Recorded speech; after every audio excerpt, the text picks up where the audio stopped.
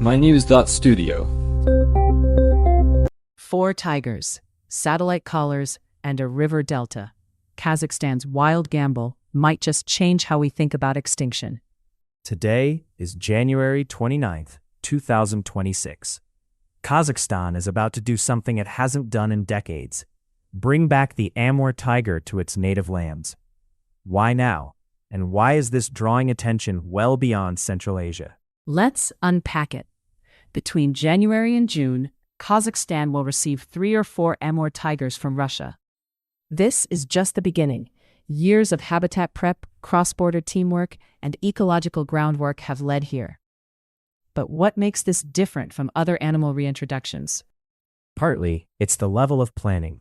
Conservationists are cautious about the genetic bottleneck that can hurt small populations. Kazakhstan is starting with a balanced group, 2 males, 2 females, joining 2 Dutch tigers already there since 2024. So, 6 tigers in all, which could be enough to keep genetic diversity if they're managed right. The target is 50 tigers by 2035. Do you think that's realistic? The science says it's possible, but only with tight management. They're tracking more than 200 Buhara deer and 119 kulans, kind of wild donkeys, that have been released since 2018. These prey animals are crucial. If there's not enough food, tigers start to roam, and that's when conflicts happen. But how do you stop tigers from wandering out of the reserve? That's where technology comes in.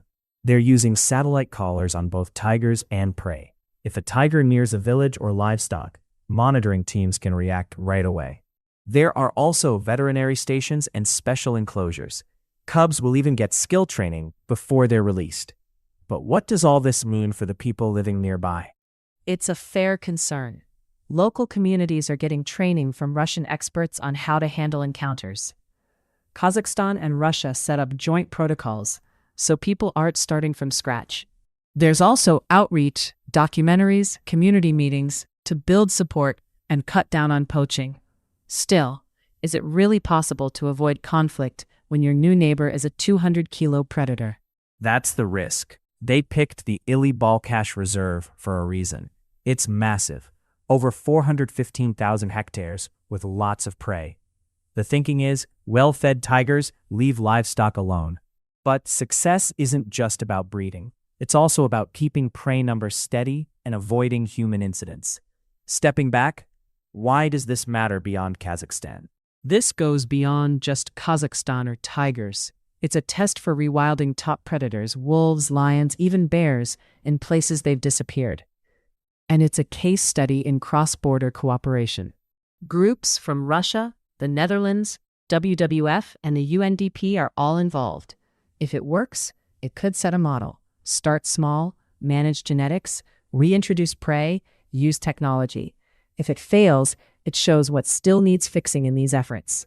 And with biodiversity loss speeding up worldwide, the lessons from here about science, community support, and global partnerships have never been more relevant.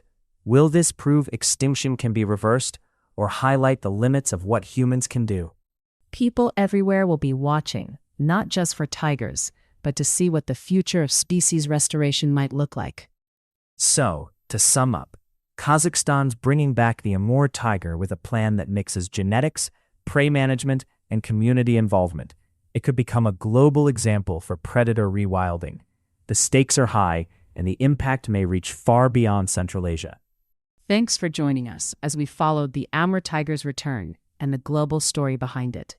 Thank you for listening. This episode was brought to you by mynews.studio. Try it now for free.